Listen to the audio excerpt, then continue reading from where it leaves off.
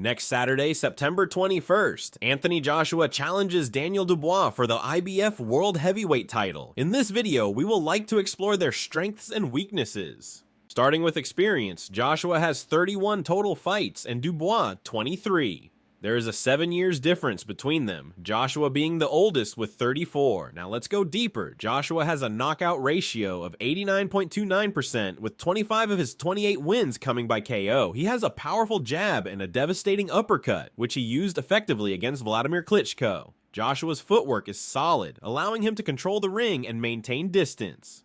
Weaknesses. Joshua has shown vulnerability to strong punches, as seen in his losses to Andy Ruiz Jr. and Alexander Usyk. This is very concerning due to the fact that Usyk is more a technical fighter and not a power puncher. While his offense is strong, his defensive skills have been questioned, particularly his ability to avoid getting hit. Like Frank Warren said recently, that when Joshua throws his right, he leaves his guard open and Dubois can capitalize. Dubois boasts a higher knockout ratio of 95.24%, with 20 of his 21 wins coming by KO. Known for his powerful jab and uppercut, Dubois can deliver heavy blows that can end fights quickly. Early in his career, he finished his fight below the 6-round mark. After his loss to Usyk in 2023 by KO, his fight went the distance, still managing wins by TKO to Jarrell Miller and Filip Hrgovic. Here we can see a difference. While both lost to Usyk, Dubois was by KO, and Joshua by unanimous decision and split decision. At 27, Dubois has a strong physical presence and resilience, making him a formidable opponent. His weaknesses. Dubois lacks the experience of fighting top-tier opponents compared to Joshua, losing to both that represented a real challenge for him. Joe Joyce and Alexander Usyk by KO in the later rounds is signaling that going to the distance may be a challenge for him too. His defensive skills have been criticized, especially after his loss to Joe Joyce, where he suffered an orbital bone fracture and nerve damage around the eye.